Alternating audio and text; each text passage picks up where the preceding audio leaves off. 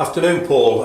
We're here on a Tuesday afternoon when, all things considered, we should really have been travelling up to Whitby, but off the field problems have led us to still be here today. What information can you give to us at the moment of what's been happening?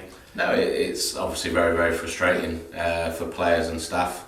It's we're preparing for every game as if it's going to be on, and obviously things happened yesterday where Whitby asked for a decision to be made really early in the day, which is well within their rights, and people travelling and stuff like that. The decision was made to postpone that. So we've been in this morning, had a really positive meeting with the players.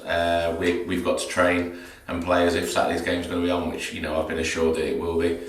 So it's all everything geared towards Saturday now. Yeah, you say that we've been assured that things will be sorted out soon. Is there anything you can elaborate on that at all, or not? I just speak to people, obviously higher up in the football club, and get told the same thing, that the money's not coming yet, and that it will as soon as it comes in the matter can be resolved. So the lads are really, really upbeat. That obviously we're 2 games behind everyone, but they're as upbeat as they can. It's full credit to them, full credit to the members of staff at the club. It's a difficult time, but I'm sure it'll be rectified and we can get on with Saturday's game. Yeah, and sort of to stay on this a little bit, there's some fans have been talking that, bearing in mind what happened to Ilkeston Town 6 years ago, there's some that are sort of starting to worry that the same thing could be happening again.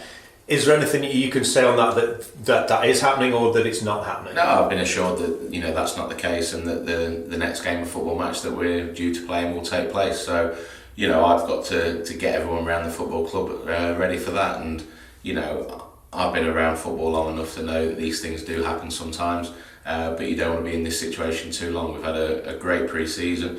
I've absolutely loved my time as manager of the football club, and I'll give 100% until I'm asked otherwise not to do it. So I'm still positive. I can't wait for the season to start, even if it is belatedly. Yeah, and today we've announced Michael Williams has left us, and he's gone to join our local rivals, Matlock Town. Do you think the recent off-field situation has helped in that decision for him? Yeah, I think there was things in that, definitely. Obviously, last year was a difficult season for the football club. We've said that all along. There's no way you can hide away from that fact. But he came to see me and said it was nothing personal, that he's enjoyed it and he thinks the club will have a good season. But he needs that guarantee. He's now at this stage of his career and this stage of his life that he needs to be playing regular football. It's something that has happened. I've shook his hand, wished him all the best, but I've already got 2 or 3 players that hopefully when this gets lifted, or once the game is confirmed as being on, I can get those moved, and we might have 2 or 3 new faces by this time next week. Right, and Michael, in his little statement to me when I spoke to him earlier, said that sometimes you feel like you're in a comfort zone. He's been here for 6 years, and he said when he came back from Solihull after his trial period there, he just sort of fitted straight in and knew exactly where his place was here. Do you think sometimes footballers need to get out of that comfort zone a little bit? Yeah, I think sometimes people can be at football clubs too long.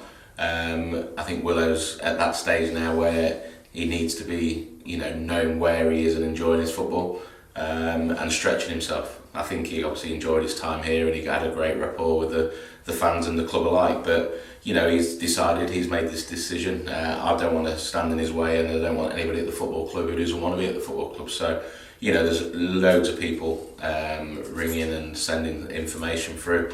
Again, this morning I've met with 2 or 3 players this morning who are keen to come to the football club, so that's pleasing. Some good players. I've got a meeting again with Anton Brown. Hopefully by the weekend he'll be an Ilkeston player. Right, and there's a fear again with some people that fans might start to stay away from the football club because of what's happened recently. There's a couple who've already publicly stated that they're going to stay away.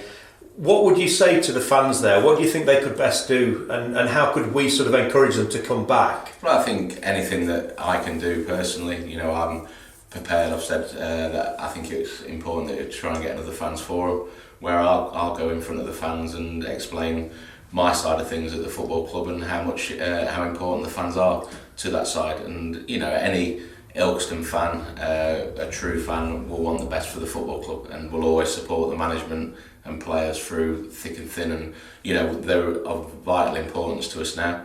It's not been the ideal start to the season that I wanted or anybody wanted, but these things happen, and now we've got to try and move forward and be positive, and hopefully at the end of the season we look back and say, that will never happen again at this football club.